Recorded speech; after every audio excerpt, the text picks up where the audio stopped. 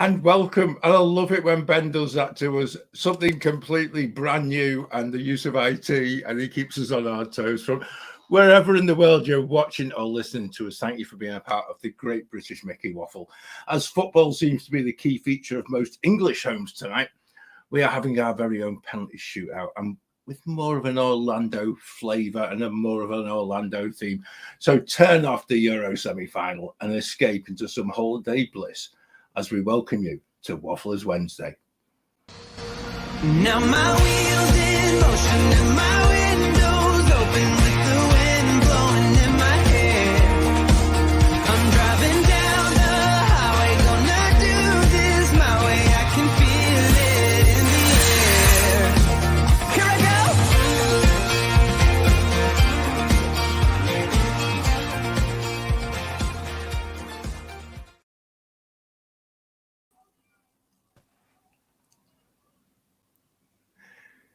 And more new graphics. I love it. Ben's on fire this week. That's it. Before we start, I'm gonna put this out there to everyone because I think it needs sharing and it needs saying. So I'm just I've actually bring everyone who's followed us for all these 5 years, or even if you've only followed us for 5 minutes. It has been a challenging couple of weeks for us at the Great British Mickey Waffle, and as you may have noticed on our socials over the weekend, Andy again on Monday changes afoot once more, and we said goodbye to Peter and Jill, and we wish them well on their new adventures.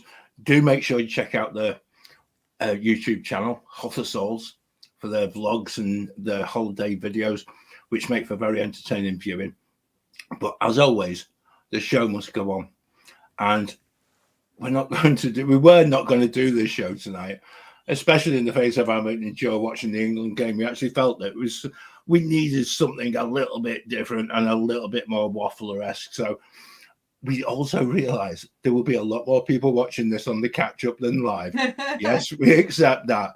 But we also accept there's loads of people who are actually joining us on a Friday as this show goes out as a podcast as well. So, we've had a little bit of a meeting. We know who you are, and we actually recognise that that little audience that we've kind of developed of people who get in the car on a Friday morning and they listen to this show purely as a podcast. So a big hello to them, but also a massive hello to everybody who, again, we've done this before, guys, and actually, this is us. We go on, and we always will. So, John, you've mentioned so many songs tonight. I know. Must go on. I thought John was going to break into a Queen medley for a moment. Show must go on. It's a kind of magic. We could do that. Where's those tashes? Let's get our Freddie Mercury moustaches. The thing is, I don't even like Queen particularly. I don't. That's negative. Right, thank you, Ben. That's better. That was ridiculous. How can anyone not like Queen? Wait, really? Yeah, I know. Yeah, get rid of him. Let's see what happens. Wait. Oh, you're back, John. Yeah, there you go. I'm on the naughty step as well. Yeah. What was going to happen is back in, was it the year after Live Aid, 86, I actually went to Wembley twice and saw Queen, and I only went to see the band that was third on the bill. I genuinely am. I don't actually have words at this moment. I went to see The Alarm, right, and we stayed for Queen on the Saturday night. And it was you went to see The Alarm and stayed for Queen. Yeah, and we went on the Friday. We got. I'm going to say something, John, that you're probably not going to like, but until I started getting to know you and doing this podcast, I didn't know who The Alarm were. I know. I still don't. No, I don't. It's best not to. The alarm is the thing that wakes me up like 6 o'clock in the morning and get off to work. Yeah. So.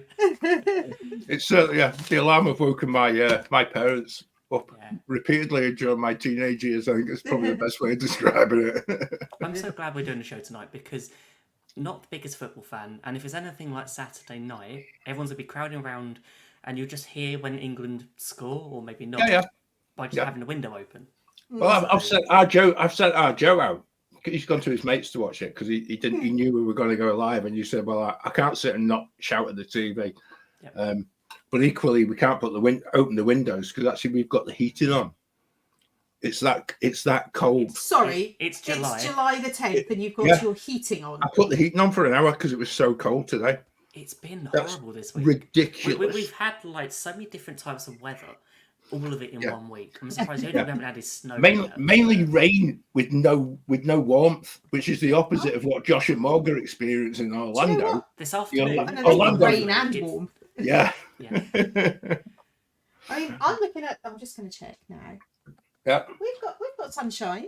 Yeah. Oh, Sun is lovely down down and I went to collect Millie an hour ago in shorts and t-shirt. Yeah. Oh no, we've It's got nice. more rain again outside. That's Nah, we're in the up south north. then. It's not good. It's not good. It's grim up north, I think, is the phrase. I tell you what, it was yesterday. I was in that real grumpy mode yesterday when I came home, and when you're out all day and you're just like, this can't get any worse than this. This is like November in July. Yeah. I can't believe we're talking weather again. It's a very British thing. Oh, I know. Do you know what? I think we need a British bingo weather card of waffle. what we've spoken about before, because weather's definitely up there every show. Oh, It yeah. must be. It must be. Yeah. I think we Anyway. Oh, It let us might know in the need- chat what the weather's like where you are. But yeah, new bingo. Yeah. Southampton. Yeah. Yeah. It's like we need to get one of those big maps on the water that you can jump between. Oh, what like they had on this morning. Yeah. Pool of Yeah. water. That was. Yeah, but which one of us is going to jump between each island? You can. We'll watch. No, I've got to be here pressing the buttons. So Definitely. yeah, honestly, thank you to everyone who's tuned in and sent messages, and thank you again to Jill and Peter. Look forward to seeing what you get up to. Now you've escaped the waffle. Yeah.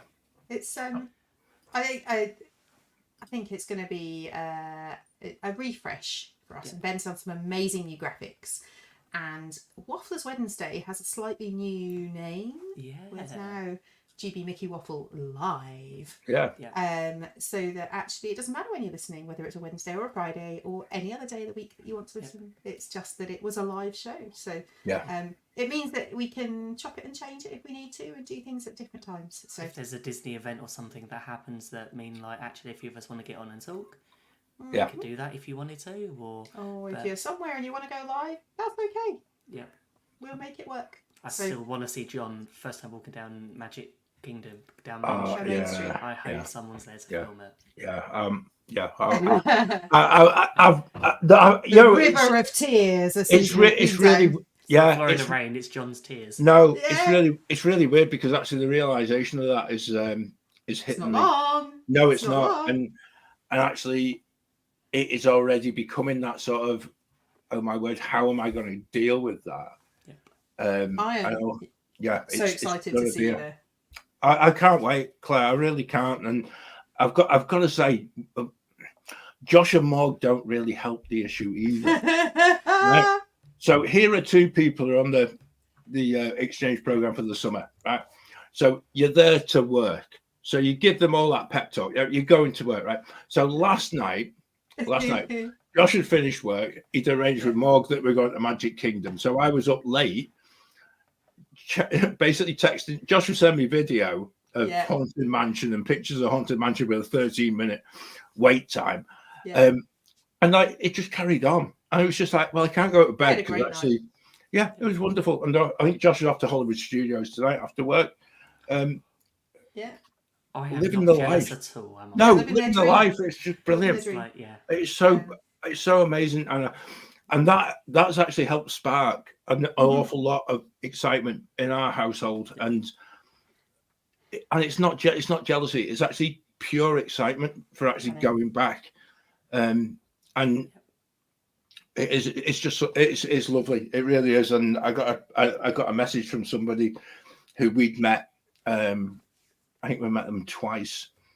Somebody called Abby, and we met them purely because she writes trip reports. I used to write trip reports, and we've agreed that we need to meet up again.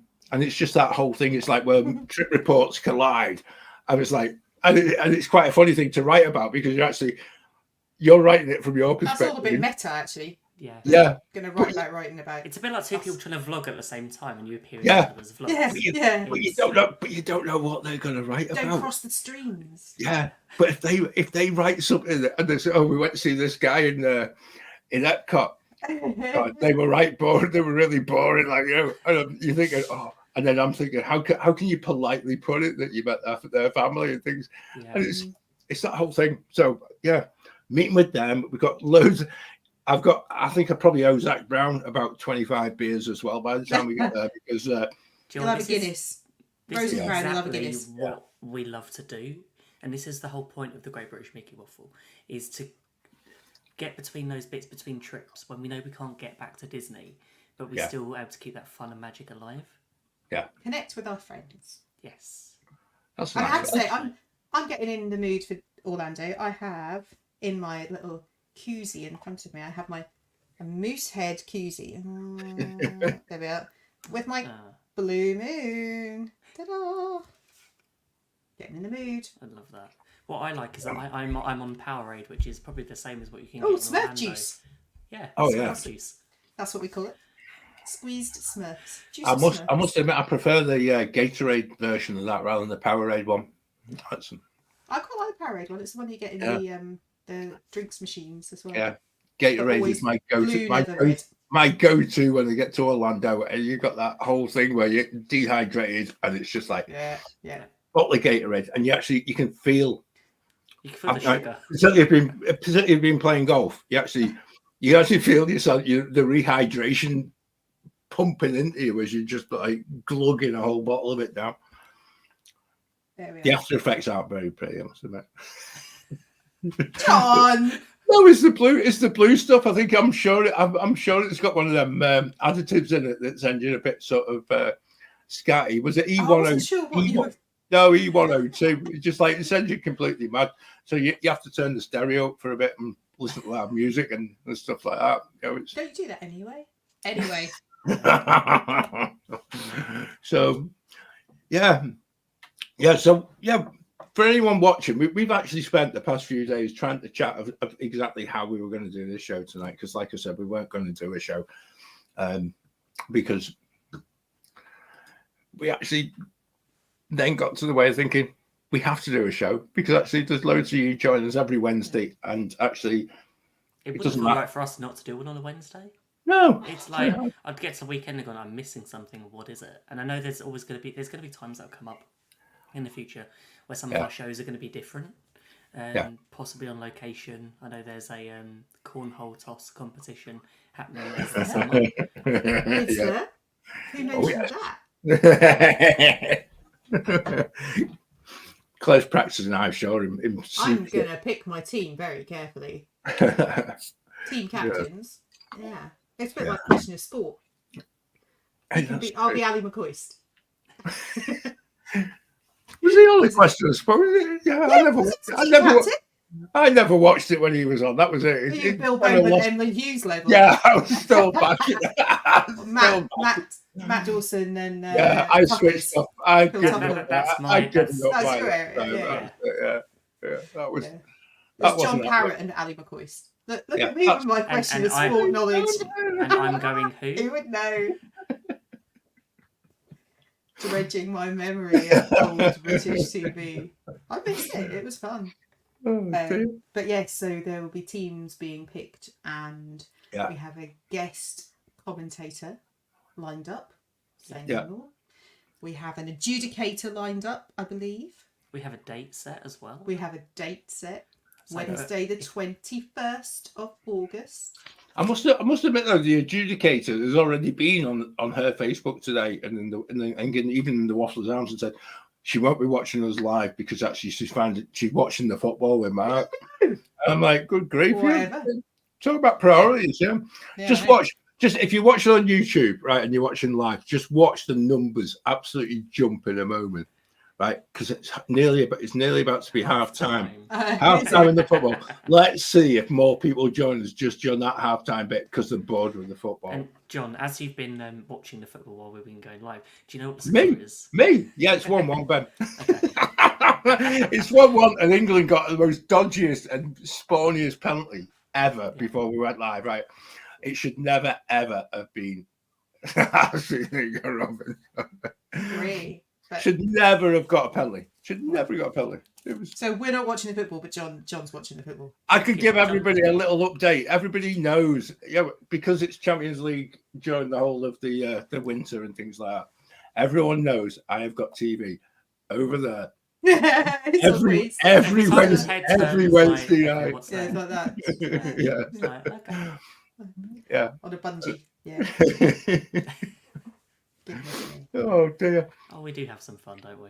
I remember the one time where Claire's head went that way because there's Uber Eats outside. Yeah. Was it Amazon? That's before I got delivered? that's before we got the shutters, so you can't see it happening now. And Morgan's not here to order it, so Yeah. it wasn't me ordering it. That's what I was going to say. It's old kebab orderer from Uber Eats. Oh, Yes, brilliant. don't have that now. But what are we gonna think about tonight in terms of content? So we didn't, right, for the people who are listening, because we didn't know we were doing a show, we didn't set a topic. Yeah. And then on Monday we were talking and sort of went, well, what could we do that is football related but not football, because clearly we're not that bothered. So we talked about, is it likely to go to extra time and penalties? Well, it's England playing, so probably yes. And how could we utilise that idea to create a show? Because that's the kind of thing that we'll wing it slightly, because that's how we do. But we thought maybe we could do a attraction penalty shootout. Go with us here. I think there's so many attractions at all of the parks. And I remember when we spoke to Russ from Orlando Adventures podcast, that we spent so much time talking about Universal and how Universal is part of a lot of everyone's future trip with Epic Universe opening next year. So a lot of people are going to make that switch and just do, I've done Disney many times, but actually can I get the same thrill from some of those rides and attractions over at Universal and ignore Disney for a trip? Yeah. Controversial. It's controversial, but I can see there might be a few people doing that, where I think a lot of people have done the opposite, there. You've booked your 2 weeks at Disney or a villa, and you're only going to do a couple of days at Universal, where you do your majority of time at Disney. But maybe that might go the opposite way. But is there going to be stuff that you miss out on by just going to do a fully Universal trip?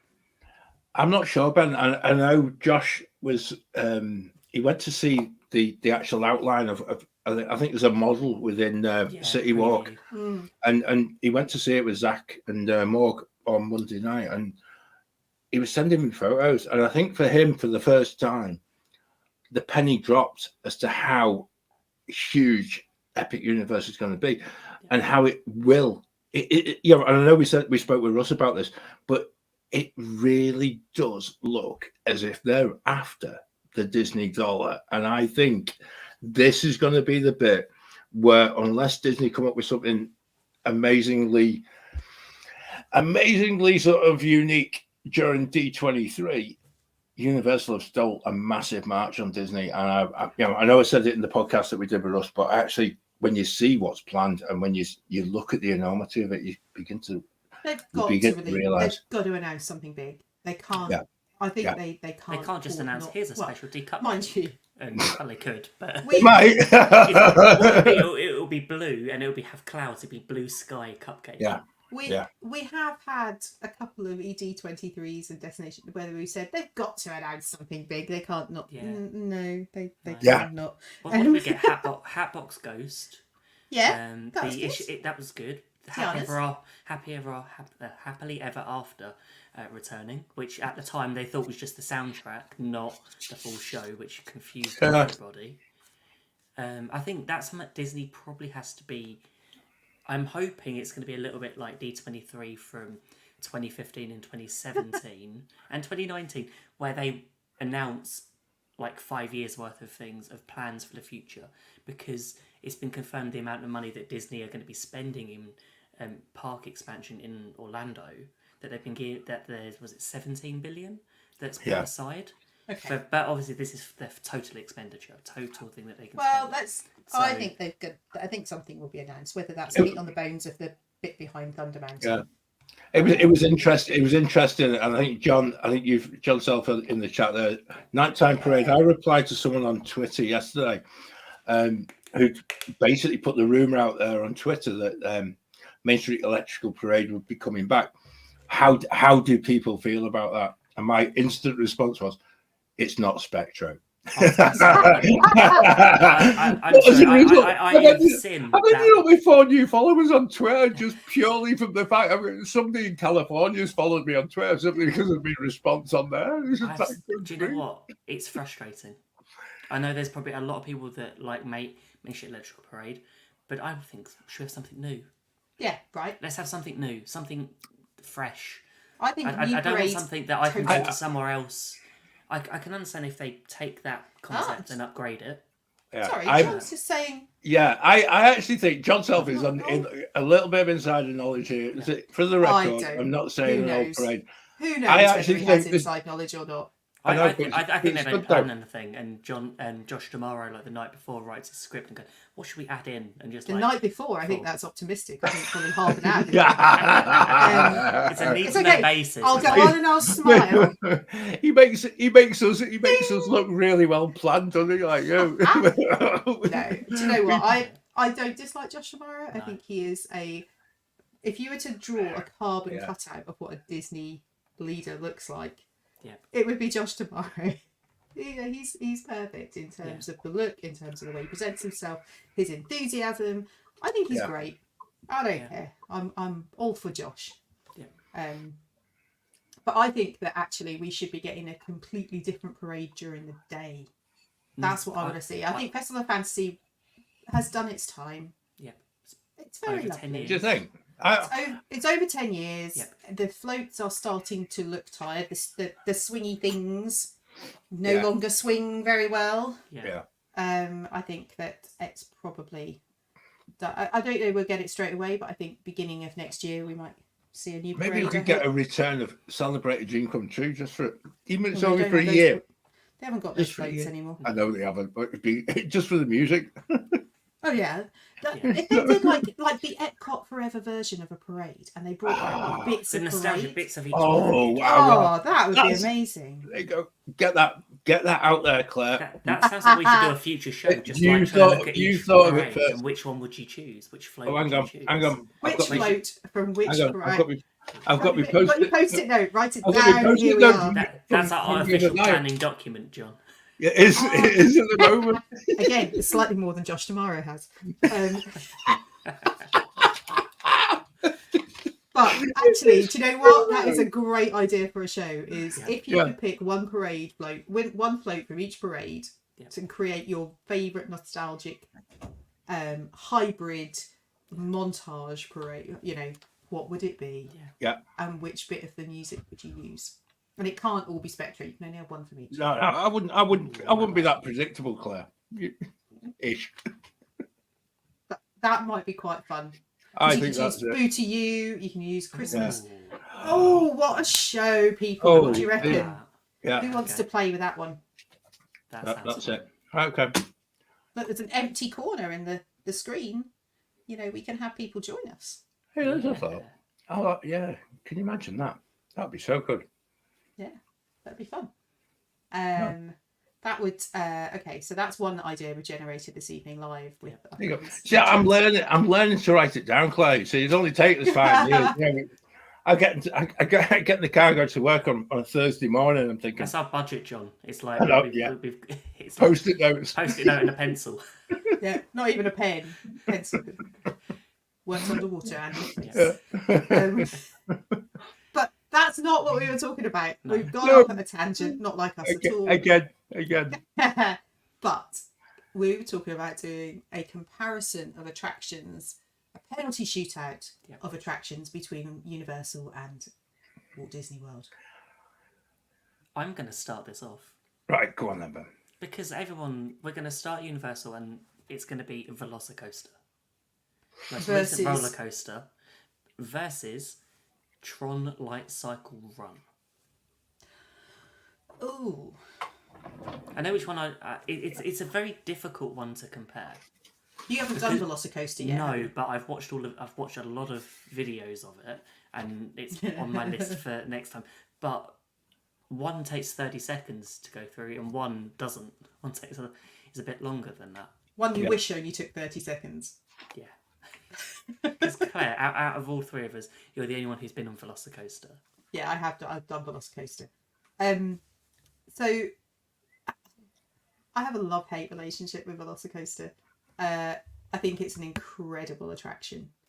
I think in terms of building a really awesome, and I mean that in the true sense of the word, coaster, Velocicoaster is right up there. It has all the elements to make it incredible. Like the pre-show bit with Chris Pratt and all of the Jurassic stuff is amazing. And then the launch and the track layout at the beginning is excellent, and then you get the second launch when it works to go up the top hat. I think there's a bit where you are upside down going over the walkway, and it hangs you upside down as you go over the walkway. That is a very cool moment. Yeah. And it's cool to watch when you're not on the ride as well. Yeah, we've walked up to it and been past. Yeah, and just watched people like hanging out. Yeah, and then you've got the couple of bits over the water. You've got the Heartline roll, which is a bizarre feeling, but very, very cool. And the whole, like the idea of the attraction, I think is very good. If you like Jurassic Park, it's not my favourite theme or film. I love it. I hate the fact there aren't shoulder harnesses. And if there was a shoulder harness, I would ride it 100 times in a row. Do you think that's why it's so popular, because it doesn't have it and everyone likes that added thrill? Yeah, I did not like the added for thrill. me, I'm not sure. I've always looked at an attraction and gone like, okay, if it's got a shoulder harness, it needs it for a reason. Yeah. So usually the fact you go upside down, that's more or less so isn't it? This thing hangs you upside down for several seconds without a shoulder harness. Yeah. And for me personally, I can only speak from my own experience, I felt unsafe. I knew I wasn't unsafe. I knew it wasn't going to drop me on my head. They're not in the business of killing people. Yeah. I didn't like it. I felt it went from the thrill to the I actually don't feel very comfortable with this. Okay. So for me, it was one thing too far. The amount of airtime the amount of airtime you get in that the lap harness is unreal. And if you are someone who wants to feel like you could die at any minute, Velocicoaster is the attraction. For lots of reasons. You're selling it to me. You're actually selling it to me, Claire. That sounds absolutely perfect to me. John, I know that. I know they're getting away from the shoulder harness, but as someone who I was going to talk about restraints, I'm not going to do it. I know Restrain yourself, Claire. As someone who doesn't feel comfortable just having a lap bar, I have not been in a rush. I could have gone on it for a second time. I chose not to. And I know people that have ridden it repeatedly and love it, and that's okay. It's not something that I would be in a rush to do again. Yeah, but I think as a coaster, so I'm happy to watch other people do it. As a coaster is incredible, and it's a beautiful thing. You know, you can look at it across the lake, and it looks unbelievable. And you know, all of it is a good attraction. See, what was interesting is we're comparing two roller coasters. One took 6 years to build, and I think the other one took about a third of that time. So the thing it doesn't have is the intricate theming that Tron has. Yeah. So when you look at the lighting and the atmosphere that Tron creates, Velocicoaster has it to an extent where you line up and you're going through and there's like the noises, and you have to you go past the velociraptors in the cage and all of that. Yeah. But it's clearly it's I would say it's a 3D experience. I find Tron to be a bit more emotive. So actually the thumping music, and then the whole bit where you're waiting to... I love the bit and the doors open. And you see it all.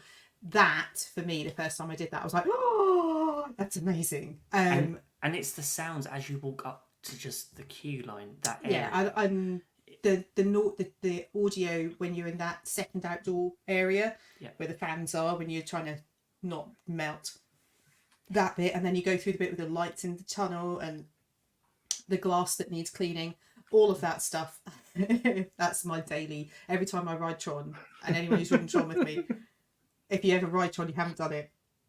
My thought is always, I wish someone would clean that glass because there's all these handprints all over it. It's no. I guess someone when they designed it thought it was a really good idea. Yeah. And now all you see is like these really dirty handprints all over it. But because of the lighting, It just show up shows out beautifully. Yeah. Yeah. And I think, does someone clean that every night? I hope someone does. But then every time I ride it, it's covered in little handprints, and they're all different heights because of, everyone's held onto it. So that's just mine. But I think Tron is it's a beautiful, beautiful thing, and I think the external bit to it and the lighting Tron. at night, all of that is gorgeous. And I think it's a better ride experience at night, and I'd probably say the same probably goes for Velocicoaster as well. There's something about a general roller coaster that you get a different theme and a different feel to the ride at night. And I think out of the two, I'm looking forward to, I'm hoping I'm going to have the courage to go on Velocicoaster at least once this summer. I hope you do too. Then I think you should just to experience. Just for the show, just to compare, just so everyone can go like, yeah, I can say I've done both. But yeah, I think it's definitely worth doing. It took me a bit of courage, and I'm not a scaredy cat in terms of coasters. Did you have standby queue, or was it express? I had express pass. So that was fine, and I rode it with Morgan and my cousin. She'd done it before.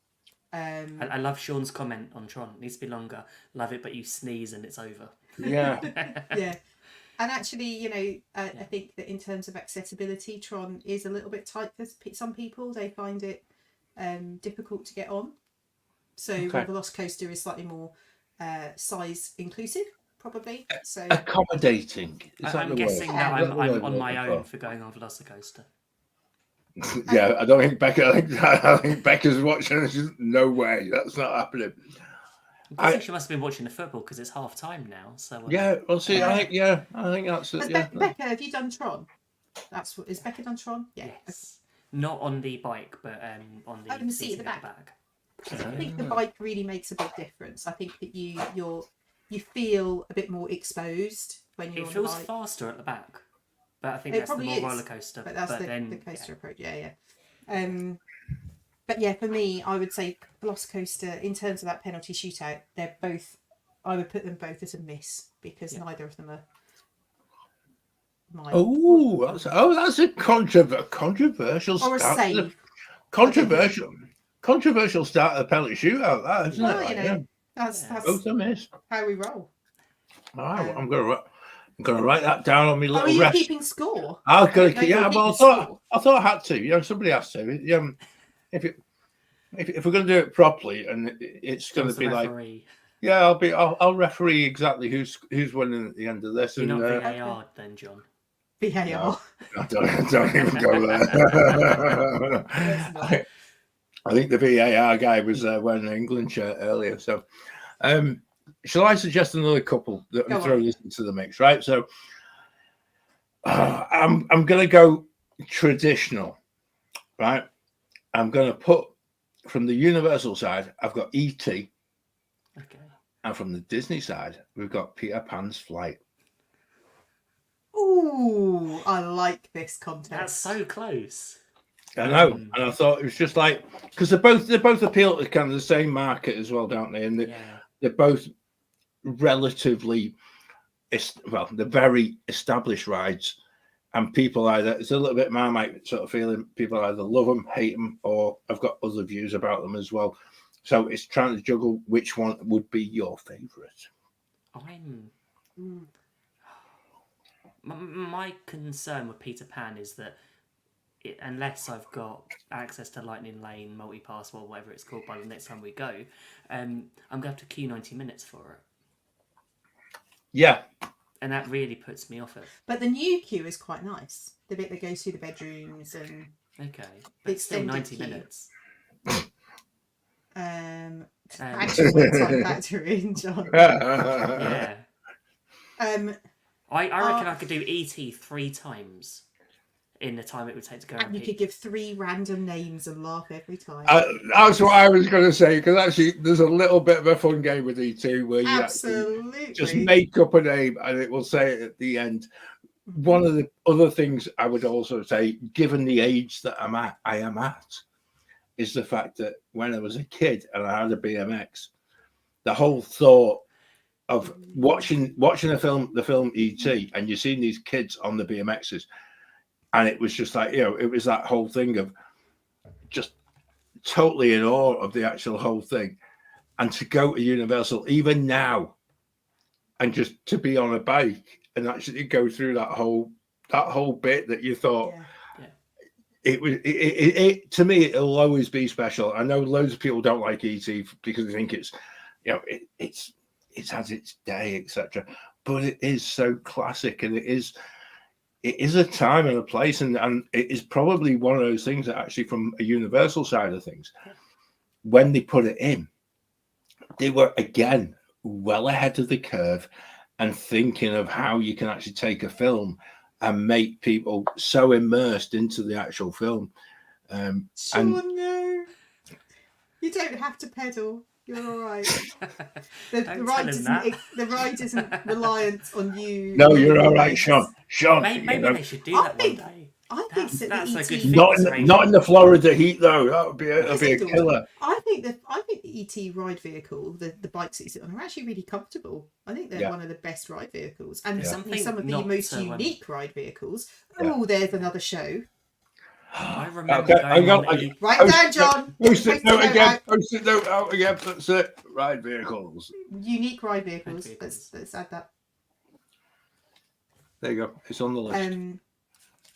I don't know, does anyone remember, and this is going to go back to, I think, previous podcast days before us, there was one mention, and I think this was an April Fool, where someone had commented about being on Peter Pan, and they said it went so fast, and complained about it because they went over London.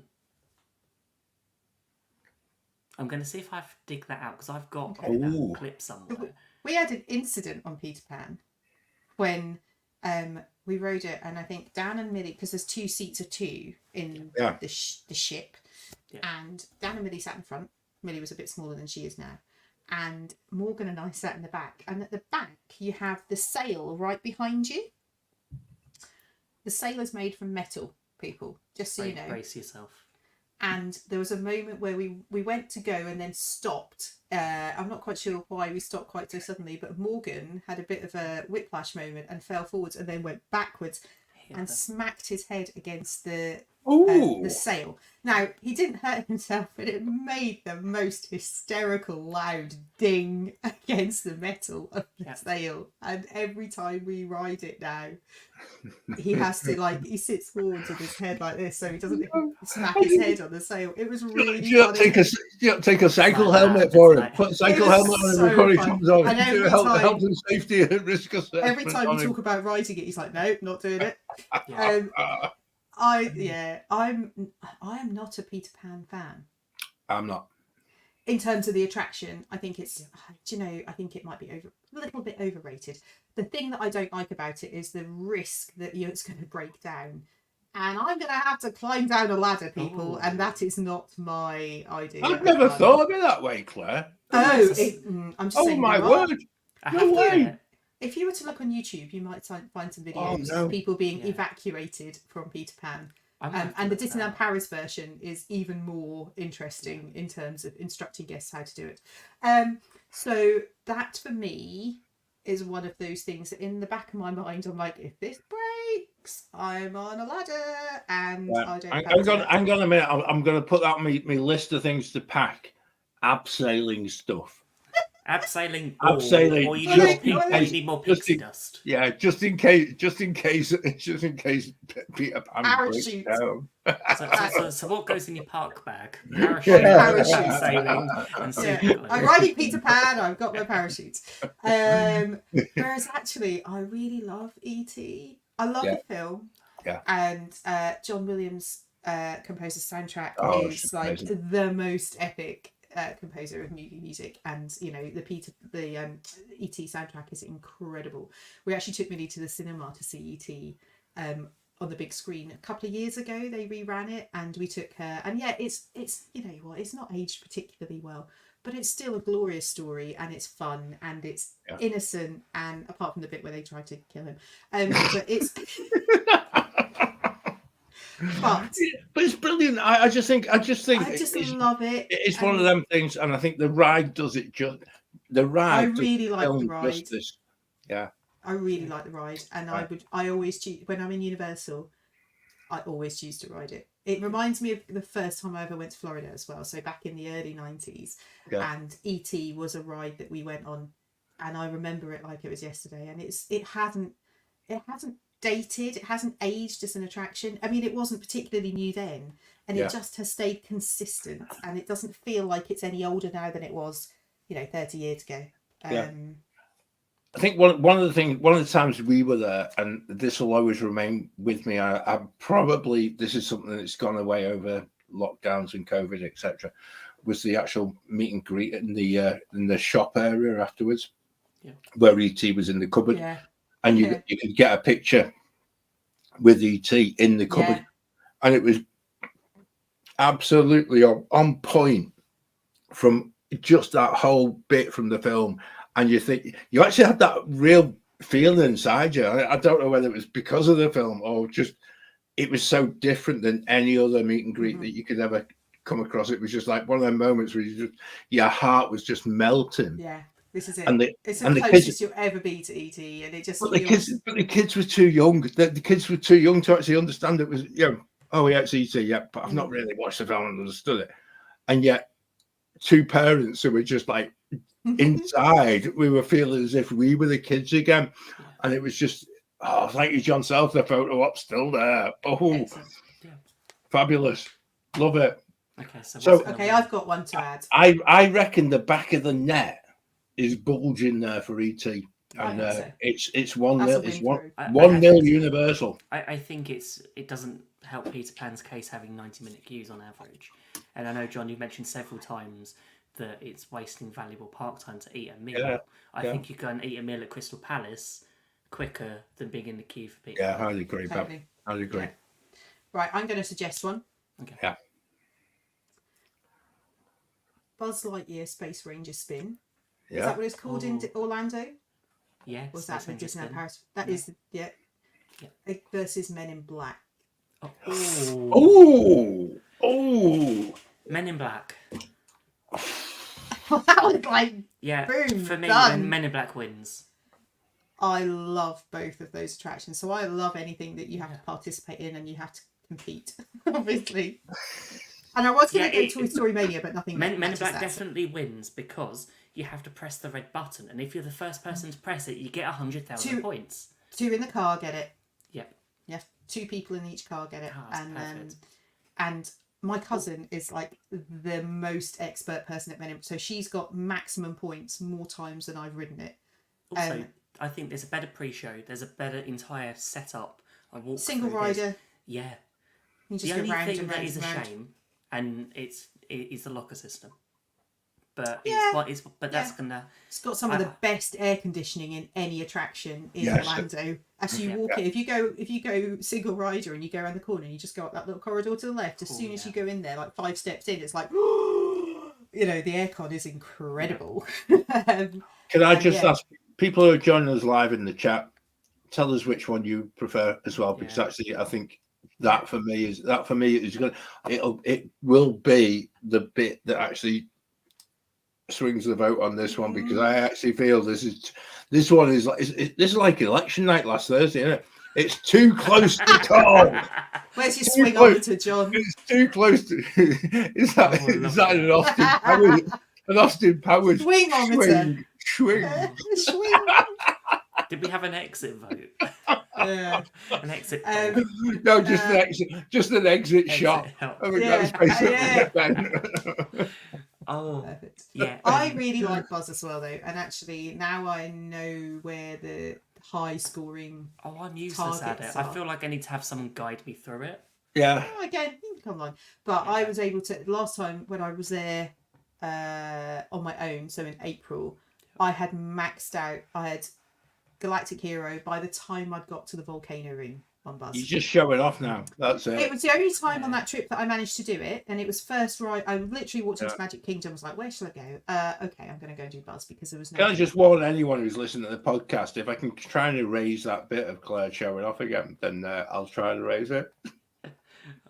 I was going to swear at you then, and I chose not to because we're on a live show, and that would be Ben would have to edit it and beep it out. I don't know how that would work. I don't know how you would do that. So I just you can tell how much you're winding me up. I love the fact that I could just put it out there, and I know the fact that when we're in Orlando in August, right, you are going to be the worst person to be on any ride with. Because you will have to win, and it was just like it's that. I like to ride Buzz on my own now. I am that because you always win. No, it's not. So I did this with Morgan. So the game is now, because I've maxed out by the volcano room. The new game is you sit on the right. So I always choose to sit on the right, so I can because I'm right-handed, so I can shoot my right hand and control the lever with my left. It's written. This strategy. This is really important. I don't believe that a single person who doesn't ride Buzz doesn't have a strategy. Nobody gets on it and just randomly shoots at stuff. Everybody has a plan. And people in the chat help me out here. Tell me I'm not an idiot. Tell you what, Claire. If this country ever goes to war, you're in charge. That's it. On the right, it'll be fine. You've got a strategy. This is So the new game is if you can. So you need to sit on the right, and you max out. Sean's lost it completely. You max out by the volcano room, and then you slide to the left, and you try and max out the left gun in the rest. So I managed to do maxed out on the right, and then I've just read Sean's comment. I managed to get nearly 400,000 on the left gun in the same ride. See, I'm with Sean. So nobody has a plan.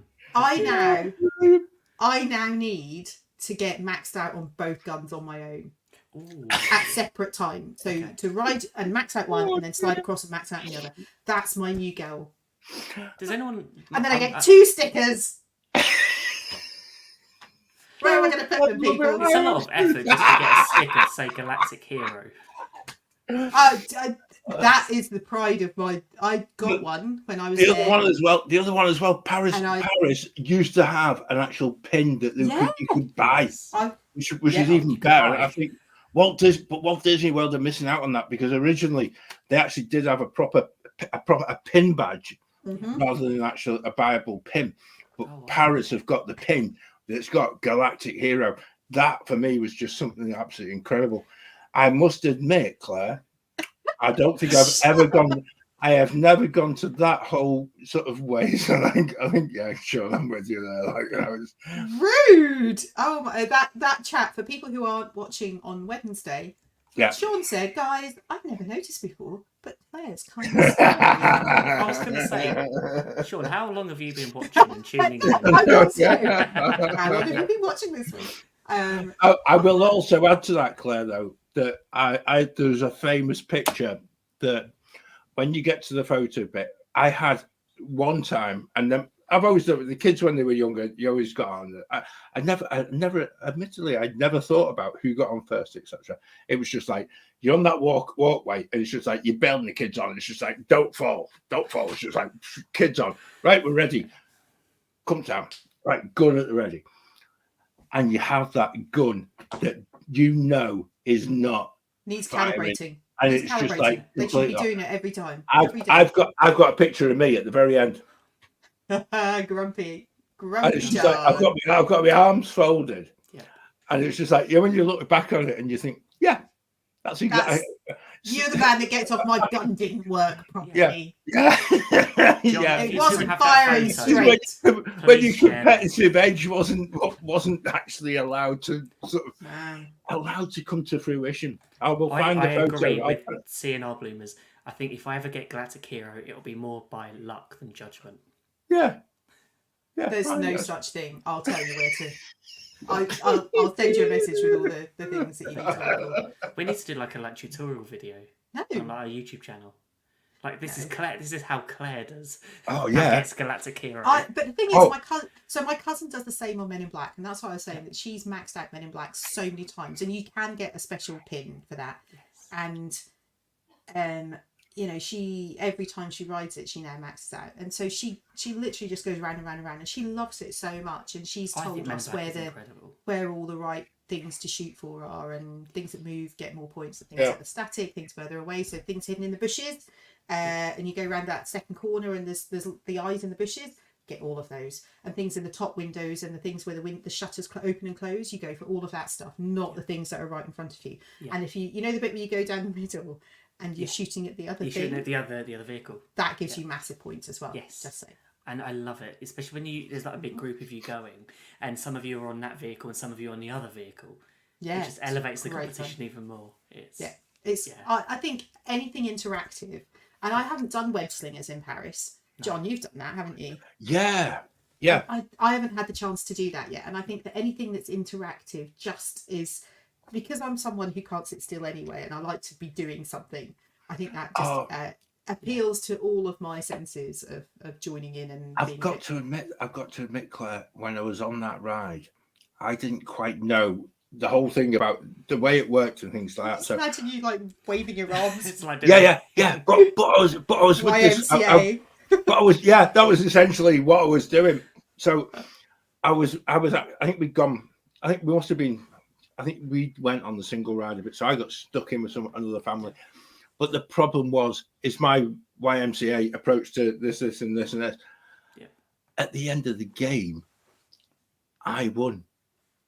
Oh, wow. And when you're thinking, whoops, I'll scuttle off stage right here. That's it. As Cyril said, was that you? What was it? You? Was it? And they'd all been doing this thing where they slide their fingers. Absolute crackers game. John was doing big box, little box, cardboard. I was just like, cardboard box. And I didn't know how it worked. So it's just like the faster you moved your hands, the better. Who was it who sang "Hands Up"? Baby, Off to one. There you are. That's what you were doing. Mid-70s. How did you know that? That's your era. It's about 78, 79. No, it's a rubbish song. It really is. It's one of them scandalously poor songs that you really don't want to remember. And now you've just got. I'm going to wake. I'm going to wake up tomorrow morning. I'll be singing it. It scarred me for life. Scarred me for life at primary school, I'm sure. That's what web slingers makes me think people are doing. Yeah, exactly. My concern, going back to Buzz. Yeah, sorry. It is the queue. I think the queue compared to.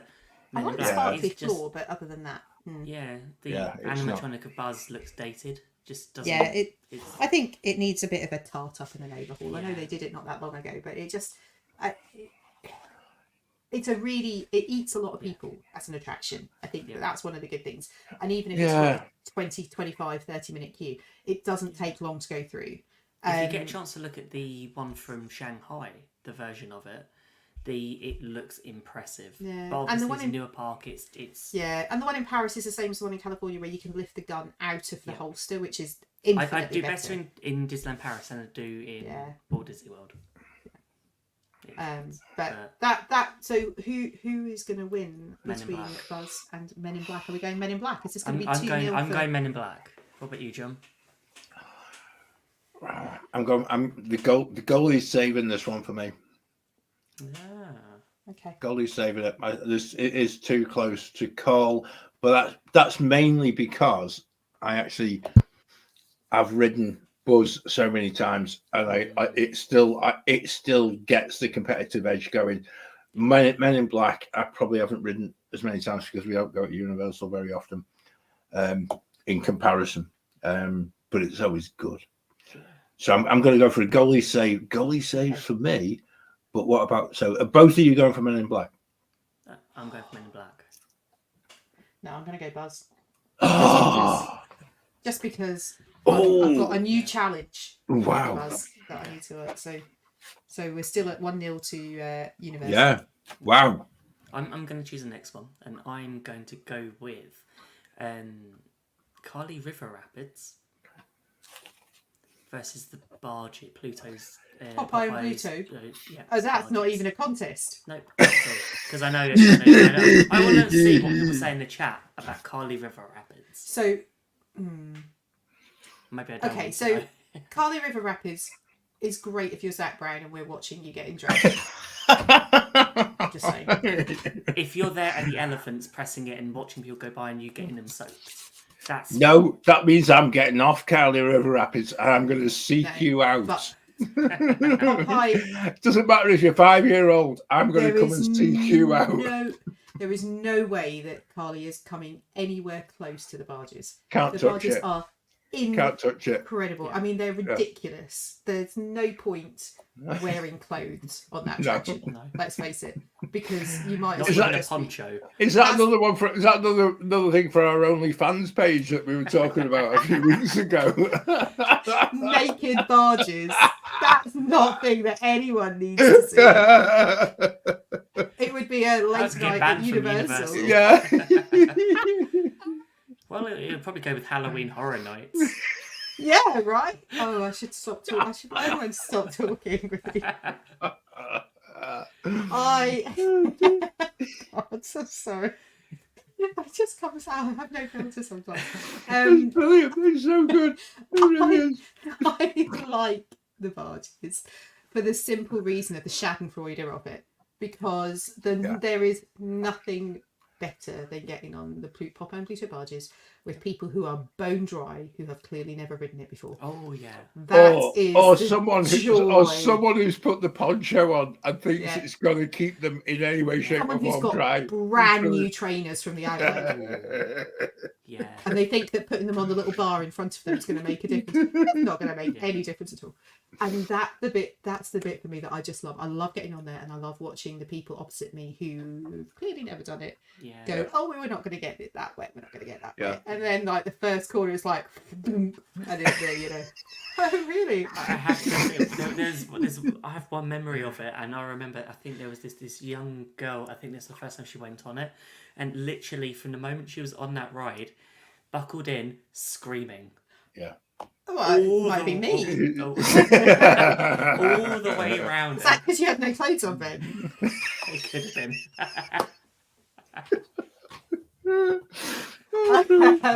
I have been known to sit and watch an hour or so-ish of YouTube videos of the barges. Yeah.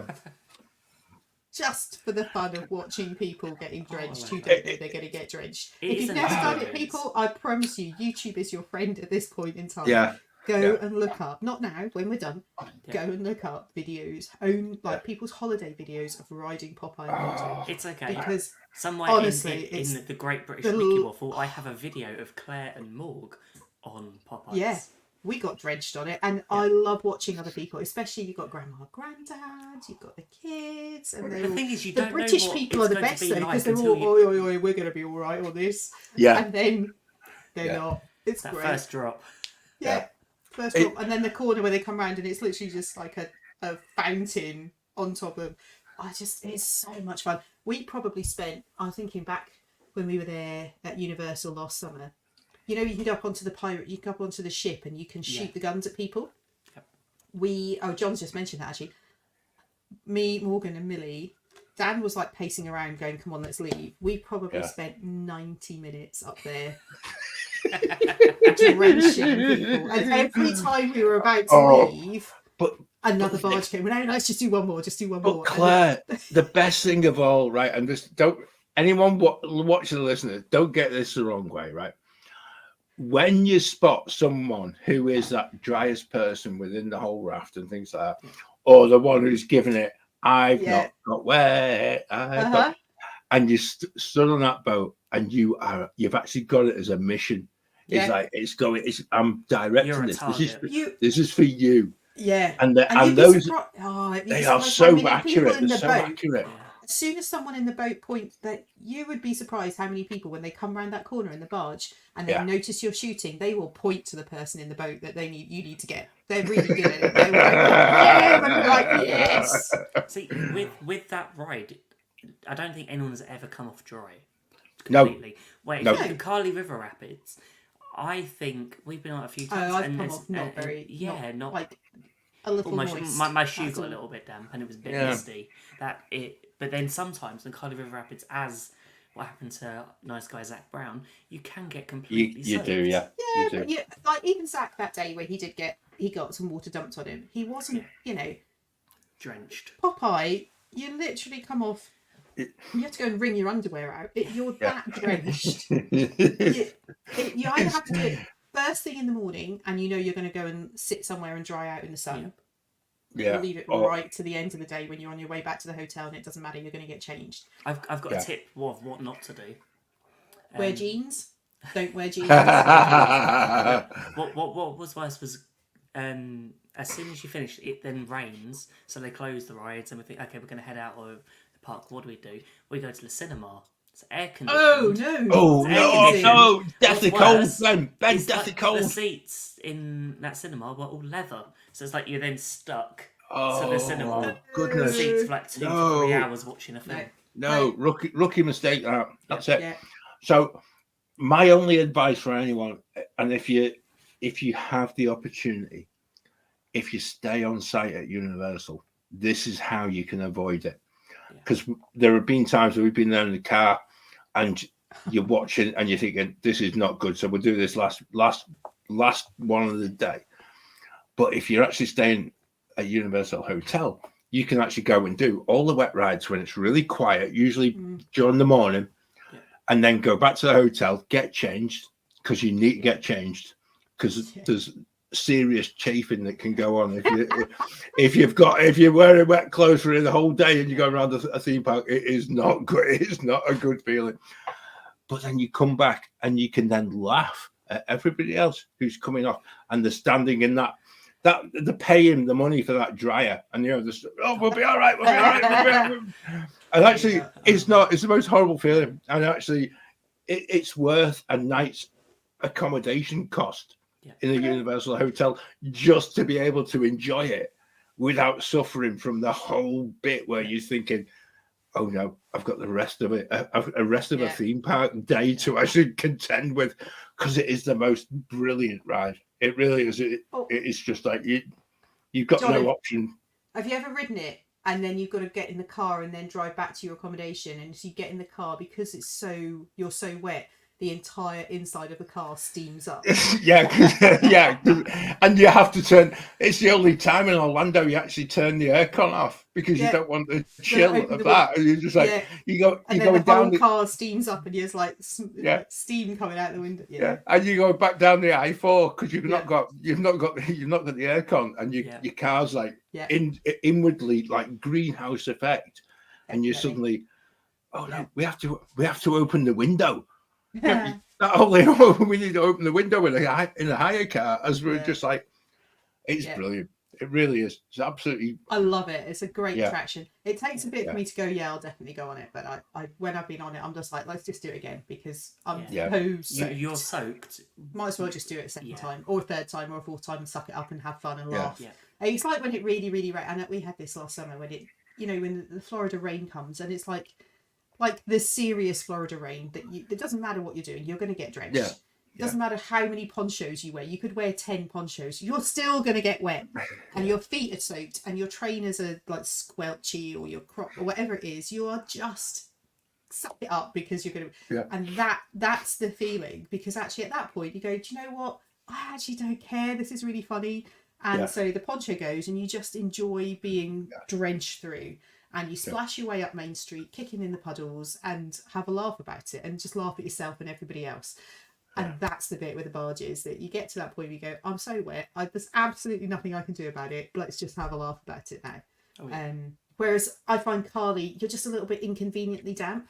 So you're not wet enough to need to go and change, but you are wet enough to be a little bit uncomfortable. Yeah. So for me, barges. But at least Animal Kingdom's hot enough, you usually dry out. Yeah. But yeah, barges, no contest. Easy win for Universal. Easy win. Yeah, okay. Definitely. Is it back to me? Yeah, if you can. Dear. Oh no, I do. I've got. Yeah, I'm going for that. That whole thing where if you drive in and listen to this, I do apologise. I'm going to start arguments in the car. So, just ask the kids, just take a moment, think about their response before you all start arguing. We're going for Harry Potter, Forbidden Journey, up against Flight of Passage.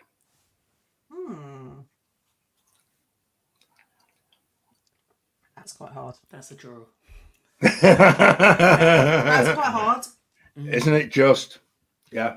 I think it also depends on if you're a diehard Harry Potter fan and you've gone to Universal and you've seen the castle, you had to go through it, that magic. I don't think it's as much. I think it can appeal to a lot more people that way than, Avatar, I saw that film a decade ago, what's it all about, going in. But then actually, once you've done both of the rides, I think they're quite even. Yeah. I'm really having to think about this.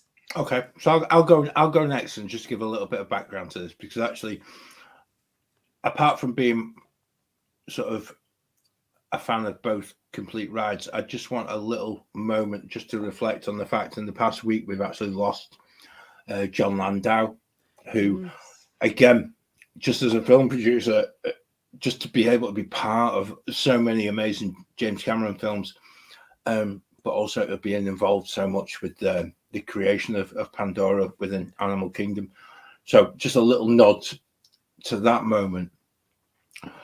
But I think Forbidden Journey really, it rewrote the script for what was actually able to happen within the Orlando area. And as much as we all loved the Jaws ride, and as much as you would say, but you can't get rid of that, and you can't do this, that whole area, and just to basically take, I think we use the Disney bit, blue sky thinking to the nth degree, whereby you get a train from one park to the other through the car park, which again, when you see it in real life, and you've got the train going across, it kind of looks a bit strange. But to make that link and try to get both Universal parks united with the Harry Potter theme, for me, was just a pivotal moment, and actually in Universal becoming such a big part of that must-do part of a trip to Orlando. And I think it was their moment where they actually turned around and said, we're going to compete with you, and we're going to actually do it better than you. Whereas with Pandora, I think Disney fought back, and they actually said, well, anything you can do, we can do better. Yeah. And just and as a consumer, I think that whole bit where you're actually the two theme parks are trading blows between each other can only be for the better of us, and for the better of us getting a better theme park experience, because it just raises the bar. It really is. Yeah. So I think from a personal perspective, and actually taking some of that on board, John, I would probably say that Forbidden Journey would be my preference. For the link to Harry Potter, the story, the amazing queue line, going through Hogwarts Castle, the thought and time that went into that, the creation of the character, the journey that you go on before you get on the journey. I think the ride system is amazing. I think that in a way that I know we were talking about this at the weekend, Ben, I find that Escape to Gringotts to be a little bit clunkier in terms of the smoothness of the story transitions between the physical effects and then the screen effects. I find that Escape to Gringotts to be not quite so doesn't feel like it's together. Yeah. It feels a little bit broken up. Yeah. Whereas for Forbidden Journey, for me, the way it moves from the screen, and it's not 3D, you don't need to wear glasses, the screen effects, to the physical effects of throwing Whomping Willow and then Dementor and Aragog and all of that stuff. I love that approach, and the fact that it does tip you out quite a long way, and you know your feet are over your head at one moment, and that's very cool. And the enchanted bench, and you're going with Harry and Ron and Hermione, and you're part of that, and I love the intensity of some of that. But I also love that about Flight of Passage, and it's a different kind of emotional intensity that comes with it, because so I don't find the queue quite so. I know it's very much an industrial zone because it's the story of Avatar. For me, even through the standby line,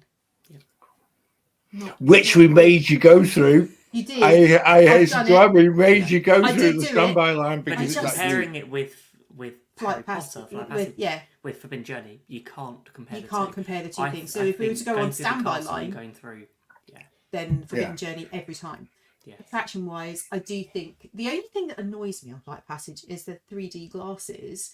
You don't really get a very good focus in some of it. I don't quite understand. It depends on where you're sitting as well. So it depends where your position. Sometimes you have that occasional soaring feature where if you turn to your right or turn to your left, you can see other people. And also you get some fuzziness as well, which is a bit annoying. And so the bit where you go into the glorious bit with all the pink flower and lights that come up and the smells. All of that, sometimes that's just a bit fuzzy, and it's not my eyes. Sometimes that's not in focus, and I find that a little bit frustrating in Flight of Passage actually. And I noticed it more when I was there with Morgan a few. And I think that's the problem. The more you see it, the more you notice it, and depends on where. And that's distracting from the attraction. I do like the rides. So with Forbidden Journey, you're moving constantly. Yeah. You're never going to have that. Occasionally, it's one that I put going off on that ride for 6-7 years. As soon as I got a chance to do it off after COVID, I did it, and I absolutely love it. See, I reckon the Flight of Passage, if you had like an Oculus headset, you could do the same. Yes, you might move about a bit, but it doesn't need the big screen. It doesn't need all that talk beforehand. Whereas Forbidden Journey, you couldn't, because of the interaction and physical effects in it. So for me, Forbidden Journey would always be my choice, and it is probably one of my top 3 attractions in all of the Universal property. Wow. I love it. Love it. Before 2020, I would have said Flight of Passage was the best thing I'd ever been on. But since then, I have to say, I prefer Forbidden Journey. Mm-hmm. Oh.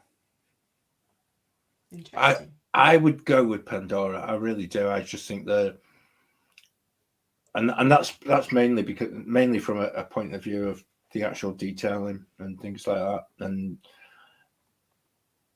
the fact that I'm not a big Harry Potter fan. I think that's another one where it's trying to balance the two. I actually don't think there's anything to choose between the two of them, because I think both of them have been absolutely paramount in pushing theme park theming to the absolute extreme, and that's what I love. I love both of them equally on that particular point, because like I said earlier, it when you see two theme parks basically trading blows as to try and prove who's best. And John, that's exactly. I remember all the shows that we've had guests on where they've been challenged to our carousel of questions. We always say, this is Edge or Diagon Alley. Yeah. And it's so interesting to get people's opinions, obviously, whether they're Harry Potter or Star Wars. Yeah, true. That's the whole thing, which is pushing on what we see in Disney parks, what we're seeing that is just elevating our experience. I can't wait to see what Epic Universe brings and whatever Disney do next, because there's going to be so much, I hope, in the future. If the last 10, 20 years have been the growth that we've seen, imagine what the next 20 might be. And that doesn't bear thinking either, man, because that's a bit that's exciting, and that's and even as even when we look at Velocicoaster and we look at the hang time when you're on a roller coaster without the sort of shoulder harness, but obviously gravity and the way that they actually design the ride keeps you in the ride itself. I know there's one in Flamingo Land and near to me. And when you ride it, you're thinking, "Oh my word, this shouldn't be happening." But actually, the way that the company, and I actually think I think it was on someone else's show. I was trying to describe this. The actual way that the actual ride is actually designed is such that the inversion is so quick that your actual center of gravity remains exactly where it is. And for me, that is so exciting because actually we could end up with some roller coasters that become just completely iconic, and hopefully not the same. And I think that's the bit that scares me a little bit, because I think at the moment, I can't remember off the top of my head the manufacturer of the roller coaster, but there's a danger that they all become very similar, and we don't want that. We want some things that are completely different and something. I was always partial to a proper wooden roller coaster, particularly if you went to Busch Gardens. The old Quasi there was just immense, just because every bone in your body was actually you walked off that, and it was, it really was. And I think that's the best thing. You need an osteopath to ride it. No, I think it's a bit of both, Claire, and I think that's a bit. We've not chosen very many here, and actually, I've got one more. You've got one. All right. Oh, well, let's keep going because we can. The football's still on, so we can keep going. It is, and it's looking as if it's gone to extra time. If anyone's missed out, England has just had a goal disallowed because they were offside. That will make everyone moan about it for the next 20 years. But that's okay. My phone lit up as my two sons were telling me what happened. So I'm going to go for something old versus something new. So I'm as opposed to something borrowed and something blue. Well, I'm going to go for Millennium Falcon Smuggler's Run. So relatively new attraction in Star Wars against the original Universal approach to rides of Spider-Man. And the reason I say that is because I like Smuggler's Run. It makes me laugh, particularly if you're riding single rider and you get in a group of people that have no idea what they're doing. Last time Morgan and I rode it, the person who was on the right-hand side pilot didn't touch a single thing in the entire cockpit. It was hysterical. She was I think she was new to the attraction and didn't touch a lever or anything, joystick, nothing. Just sat there. So it was a very successful trip. Whereas was that like in a mission space thing? I've done mission space before. I've been the commander. I've pressed every button, done all that, and it was still the same ride. So well, no, that's now on Smuggler's Run. I'm now on this, and I'm going to do nothing because it doesn't matter. But it does on Smuggler's Run. That's the problem. It does make a difference, and especially if you're as competitive as Claire. You're trying to get all the points. However, my vote will always be for Spider-Man. So the original version of the 3D screen and then the physical movement. Yeah. This attraction is incredible. I love it. I love all the hero and villain thing. You've got everyone on there from Green Goblin to. Oh my God, it's just amazing. You get wet, you get soaked with water, you get fire in your face, and it doesn't matter how many times I ride it. I just come off every time going, this is such a great coaster. Coaster. It's such a great experience because it knocks, it throws you around. The queue line is cool going through the, Daily Planet offices and all that. And I'm not a massive Spider-Man fan. Morgan's a huge Spider-Man fan. I'm not a massive Spider-Man fan, but I absolutely love that ride so much. And I think it's aged incredibly well. It's probably now, nearly 20 years old? Yeah, I'd have thought. I'm going to look it up while you two talk. I think you're right. Spider-Man is incredible.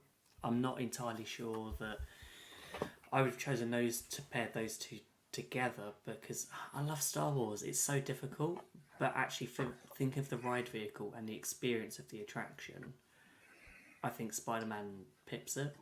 Yeah, and I think John Self put it in the comments that actually that people will still rave going on Spider-Man, getting off it and going, that's an incredible experience. You go on Smuggler's Run and a lot of people are disappointed. And I'm wondering whether that could be Smuggler's Run is right next to Rise of the Resistance. John has beaten me to it. It's 25 years old. Wow. It opened in 99. Okay. Wow.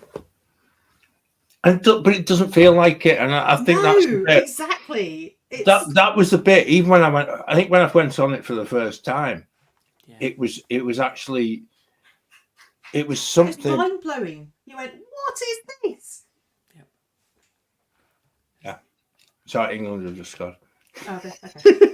I was thinking I can hear clapping. I was like, Yeah, and that's just my wife. Yeah, that's it. And I've got to say, Spider-Man, when I wrote it for the first time, I was not expecting the intensity of not just the ride, but actually the actual existence within. Once you walk into the building, everything changes, and that for me was probably one of the first times where you actually became completely immersed into something. Like yourself, Claire, not a big Spider-Man fan, but you just like from everything that you've ever seen. This is and for me probably, as you know, I don't do many Spider-Man films, etc. This is before that. I'm going from the cartoons that I watched as a kid, and you walk in and you're like, this is just absolutely on point. What I like, and then you go and ride it, and you're just like. Just everything about it was just, and it still is. I know, yeah. The podcast on Friday, and there was a vibrating noise. It's John's phone. England have scored. I called it Daily Planet. I meant the Daily Bugle. It's not Daily Planet, is it? It's Daily Bugle. It's Daily Bugle. And the thing is, I love that it's the original comic book Spider-Man. Yes. And that's. I think that for me, And I think what it is, it's unique. It's something that isn't. People will watch the films and go, "Oh, we know there's." If you've seen one of the latest Spider-Man films, you've seen the 3 Spider-Man in there, and it's really good. I just think they've copied the same ride system for Transformers. Yeah. And I've ridden that several times, and I can't decide between the two which one I prefer. But I love the ride system, and I think I just think it is theming, and it actually is one. We're actually going to have to do another show on this, because actually at the moment, 10 o'clock, and we're like, but nowhere near half time. No, but Universal are actually just rolling this out of the parks, because actually I didn't expect that. I didn't. We carry this on next Wednesday. Oh, What were we meant to be talking about next Wednesday? I do not know. It doesn't matter. We can do what we want. It was supposed to be Food and Wine Festival before they decided to move it to the end of August. Oh, well, we can do what we want. Yeah, we'll do what we want. We'll bring our own food and wine. I always do. And talk about different rides. I actually think this has become. I'm more fascinated because actually we've gone very much, and I think we mentioned Russ at the outset of the show about how we talked about Epic Universe, but actually, what would happen if Epic Universe just chucked in all of these rides and all this detail that we're talking about in the rides that we've discussed tonight? I actually think it could be a good time to be thinking of booking a trip to Disney, because actually the parks are going to be empty and Universal will be absolutely rammed. And also, the news that come out from Epic Universe for next year, for around tickets, you buy a 14-day UK ticket, you only get 1 day allotted for Epic Universe. Oh, wow. They still also update the annual pass holders, but that's due soon, according to Universal's it's very limited access. But you can understand that. I can understand it. I'm guessing for the first year, this is what we'd expect. Brand new park opening. But there's the buzz about Epic Universe. We're a Disney podcast. We're talking about how we're really looking forward to this. We love Orlando. And it's one of those things that it's just another excuse to get us to go back to Orlando and visit the places. It's a win for all of the people who love going to Orlando and experiencing things. So, I think that it seems to be, just another thing to add to the list. Another one. What are you taking off your list so that you can do Epic Universe? That's a good question. Yeah, that's What's true. been on your list that will no longer be on your list? And we haven't even touched on food and drink in Universal versus Disney. No. I have to say, I think Disney food is possible. John is going to absolutely scream down the chat at us. I think that Disney food is probably better. Personal opinion, but that's a whole other story. And actually, I think we might reach out to John Self and we could actually do a show Yeah. Just comparing the two, because I think that's And if Russ is watching or listening to this, Russ, look what you've started. Yeah. That's all I can say. Yeah. And also on a highlight, actually, Russ launched his podcast this morning. It's his first ever one on YouTube. Oh, cool. You did, John. You did answer this on ours. So John said he answered this question on our own podcast. We did a show with John, and it was probably 18 months ago. Yeah, Yeah. It must be. It was quite a while ago. It was just as the Dizzy Dining Plan was announced that he was going to return. Yeah. But so wow, time flies. I think shall we pick this up again next week? Maybe we should put some in the Waffler's Arms, our virtual pub. Continue the conversation. Tell us which rides you want to see pitted against each other. Yeah. That would be fun. We can put some options up there. Before we end the show, I want to highlight something. Earlier on today in our Facebook community, someone mentioned that they had a 3D printer. And I wanted to highlight something that I thought was really, really nice. And it's the Great British Mickey Waffle coasters. Oh my They're word. so cool. They look amazing. How good are they? That's actually incredible. I love the toastiness of the waffle. I know. That's brilliant. I absolutely love that. That's so cool. I think that's beautiful. Samantha's in the chat as well, I think, tonight. Yeah, she was. She definitely was. But a huge thank you. That they look amazing. See, I'm glad I don't have a 3D printer, otherwise I could be printing endless stuff. Definitely. You'd be like printing all things. That's so good. I did think earlier that if there was a piece of Lego missing, maybe I could just you look could at print the yourself thing. a new piece. It's like, oh, could you? Yeah. Oh my word, that would be That's just like different level. Yeah, it would be. It would be. Thank you. A bit like going really late on a Wednesday show and things like that. You know. I've never done Who that. would do that? But at least we don't have to go extra time and penalty, so we're all right. Yeah, that's it. We've finished. Yeah. We've outlived the football. Wow. Yeah. Just. Yeah. So does that mean England are through to the final? Yeah. Yeah. Imagine that. England-Spain final.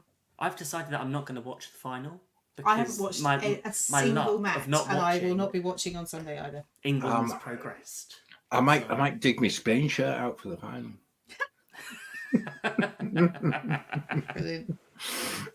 Brilliant. Which I had, and actually this is the saddest thing. I had the Spain shirt and the Scotland shirt for Euro '96, and I've still got both of them. And when Scotland got beat from England in Euro '96, my friends admitted to me that they were going to come round to my house and paint an England flag on the front of our house because we were away. And they thought I'd find it funny. No, I wouldn't have found it funny any way, shape, or form. And thankfully, they didn't. And actually, I think it's one of the reasons why I don't watch England play football. Well, it reminded me back in Euro '96. I was at university. I went to see Croatia, Turkey. Yeah, it was a good game. I don't like football, but I was taking. There you go. The closest thing for me to football was Ted Lasso, and that's sufficient football for me. It is life. Roy Kent is football is life. Yeah. If it was Danny Rojas and Roy Kent playing, I would watch it every single day. I'd be up for that. Wonderful. Yeah. It would. They need to do a commentary. They should have done that for the Euros. Oh, can you imagine how Roy Kent couldn't do a commentary. That would be impossible. It would be just like it'd be beep beep beep beep beep beep beep. Roy Kent. Is that Morse code or Roy? It's generally, it would just be Roy Kent, wouldn't it? Do you know what they could do? A really funny skit around that. But anyway, it's been fun. Yeah, it has. And can I just say a massive thank you, everybody in the chat. We really, really appreciate you.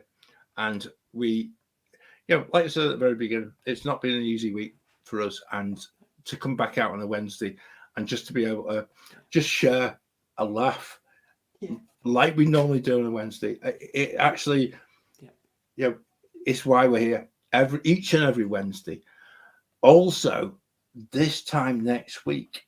Now, put this in your phone, because actually this is worth remembering. or if you haven't done so, make sure you subscribe to the podcast on Apple Podcasts or Spotify or wherever you do your podcasts, etc. But I think by that time we would have had, was it our podcast with Gaz and Ange, which is out? I'm just trying to look at on Monday. It's on Monday. I'm trying to do my calendar looking ahead. Yeah. Ultimate Disney adventure. But Kershaw's Adventures, Ultimate Disney Adventure, and I've got to say, just listen to the show when it comes out, and then we'll just marvel in that next week, because actually there's two of them. I was going to say the two of them. It's not. It's the three of them. The three of them, and just like to go and watch some of the things that they've been able to do is just like it's absolutely incredible, and I'm really thankful that they were able to come on and share that with us as well. One of the best things of their vlog series is Ollie doing the room tours. So of each rooms that they've stayed in, it's been incredible so far. But that's so much fun.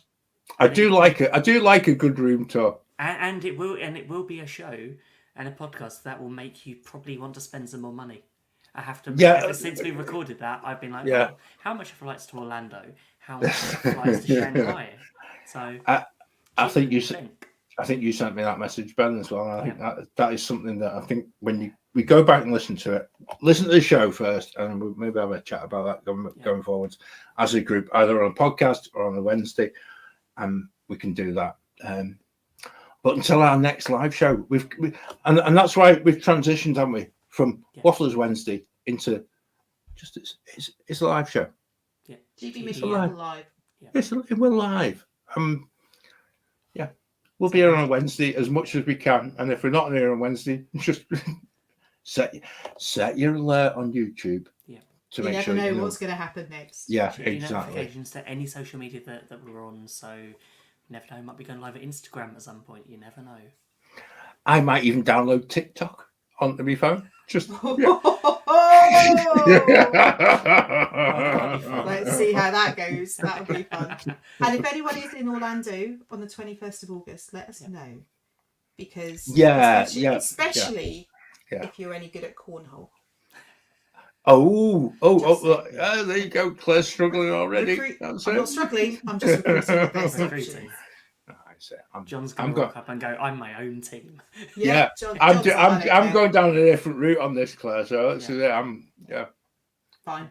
Has anyone warned Wilderness Lodge? So we haven't worked. I think we're going Wilderness Lodge, but there are other options that have appeared in the recent days. Neil sent me a text and said there's one in somewhere near Epcot as well. There is one in Epcot on the grass between Canada and Imagination Pavilion at the moment.